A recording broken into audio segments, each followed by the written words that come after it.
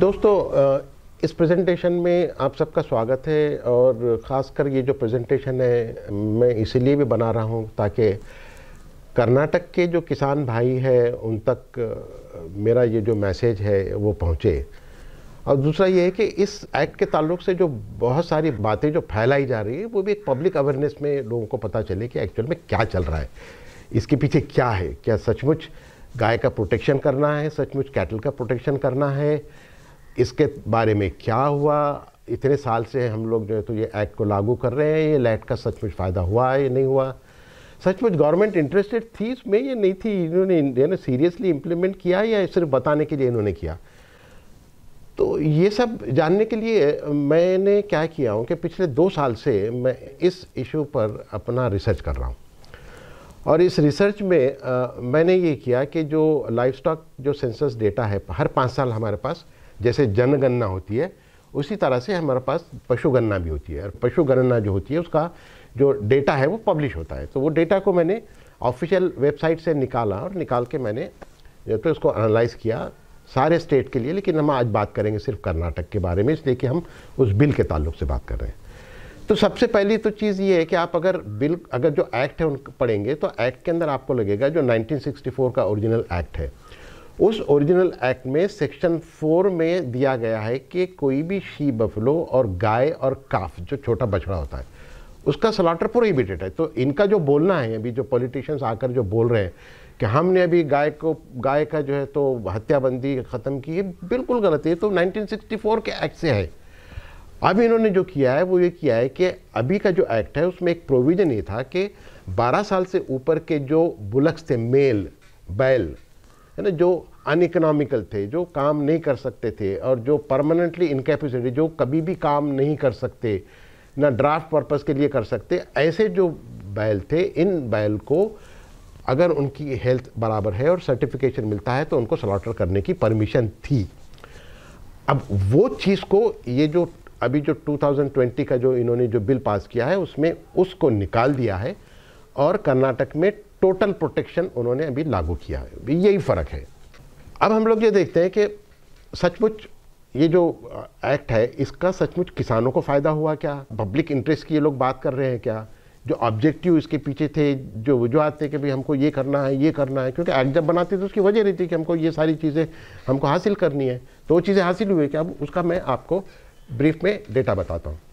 तो पहले तो हम ये देखते हैं कि भी 1997 से लेकर 2019 तक कैटल पॉपुलेशन का क्या हाल हुआ। बड़ी क्या, अब 22 साल की बात चल रही है। ये पिछले 5 सेंसस का जो डेटा है 1997 से लेकर 2019 तक, वो आपको मैं स्क्रीन पर दिखा रहा हूँ। आप देखेंगे कि अगर कैटल प्रिजर्वेशन जो एक्ट है वो सचमुच अगर ये लागू करते, ये लोग अगर सिंसियर रहते, तो ज़ाहिर है 22 साल में तो कैटल की जो पॉपुलेशन है वो बढ़नी चाहिए।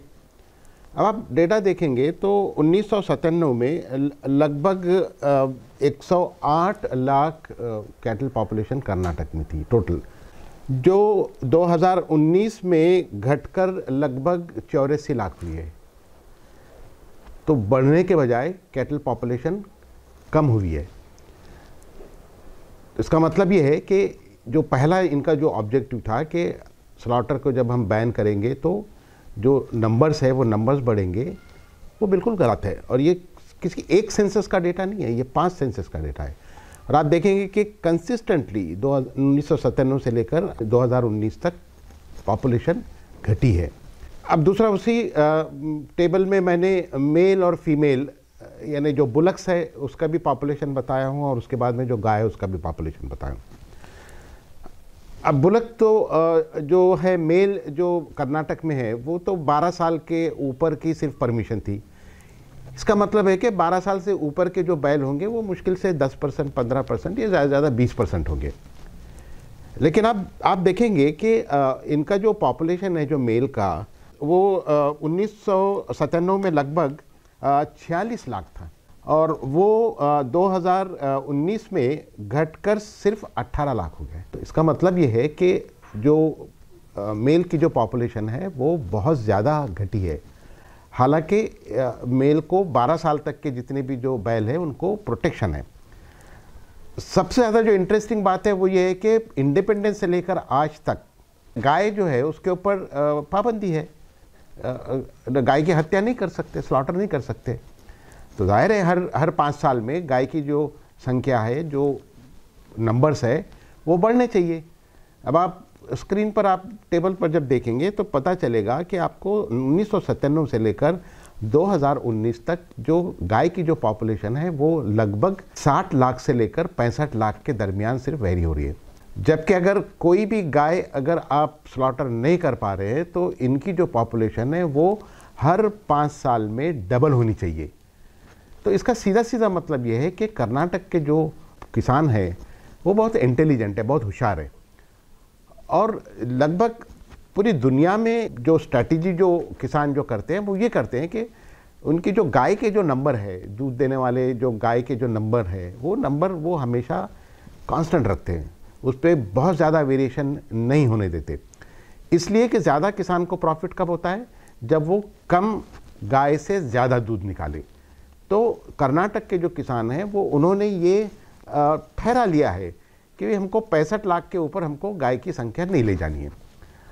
अब प्रॉब्लम यह है कि अगर जो एक्ट है ये अगर सचमुच अगर लागू होता और किसान अगर इसको मानते और किसान अगर इसका फॉलो करते तो ये जो पॉपुलेशन है, ये पॉपुलेशन कम से कम 7 या 8 टाइम्स 1997 से लेकर आज तक ये बढ़ना चाहिए था।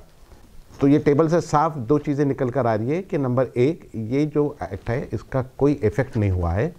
नंबर 2 ये है कि फार्मर ने इस एक्ट को एक्सेप्ट नहीं किया है, उन्होंने इसको नहीं माना है, और वो जो है तो इस एक्ट को न मानते हुए जिस तरह से पूरे दुनिया के किसान छाटनी करते हैं अलग अलग स्टेजेस पे, उस तरह की छाटनी कर रहे हैं। दूसरा एक जो पैरामीटर जो मैंने बताया वो है मेल फीमेल रेशो, कि जैसे हम इंसानों में भी देखते हैं कि भी मेल टू फीमेल रेशो कितना है।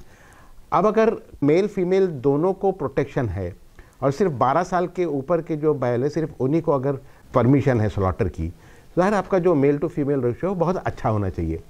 अब आप देखेंगे कि 1997 से लेकर आज तक जो मेल फीमेल रेशो है वो हर 5 साल में घटते जा रहा है और काफ़ी घट रहा है। जैसे कि आप देखेंगे 1997 में जो मेल टू फीमेल रेशो थी वो थी 74, यानी हर 100 गाय पे 74 बैल थे, और वो अब घटकर हो गई है 2019 में 100 पर 28। तो इसका मतलब है लगभग 70% जो बैल है वो बैल तो एक्सेस है, किसानों को उनकी ज़रूरत नहीं है और इसलिए वो इसको कल कर एलिमिनेट कर रहे हैं, उसकी छाटनी कर रहे हैं। और उस हिसाब से अगर हम इसी डेटा को सामने रखकर अगर एक अंदाज़ा लगाएंगे कि हर सेंसस के पीरियड में कितने बैल जो है तो किसानों ने कलिंग की है, छाटनी की है, तो आप देखेंगे कि 2012 से 2019 में लगभग 47 लाख जो तो बैल है वो बैल पॉपुलेशन से गायब है। अब जाहिर है कि ये जो बैल जो गायब है तो इसके लिए आप तो सिर्फ बुचर को जिम्मेवार नहीं ठहरा सकते, इसलिए कि जब तक ये बैल जो एक्सेस में है, अनवांटेड है, अनइकोनॉमिकल है किसान के लिए, जब तक वो बेचेगा नहीं, बुचर उसको ख़रीदेगा नहीं, जब तक वो स्लॉटर को नहीं जाएंगे। अब आप अगर एक्ट को देखते हैं तो एक्ट में क्लियरली ये लिखा है कि सेक्शन 9 को आप देखिए, सेक्शन 9 में लिखा है कि न सिर्फ वो जो कि स्लॉटर कर रहा है बल्कि कोई भी ऐसा पर्सन, कोई भी ऐसा शख्स जो गाय को या बैल को स्लॉटर के लिए बेच रहा है वो भी सेक्शन 9 में इक्वली रिस्पॉन्सिबल है। इसका मतलब ये है कि जो गाय यहाँ पर बेची गई है, जो बढ़नी चाहिए थी लेकिन बढ़ी नहीं है, जो बैल बढ़ने चाहिए तो बढ़े नहीं हैं, और वो जो पॉपुलेशन से जो कम हुए उनको किसानों ने बेचा है और उसके बाद में क्या हुआ इसका पता नहीं है। अगर ये स्लॉटर के लिए गए तो किसान भी सेक्शन 9 में उतने ही रिस्पॉन्सिबल है।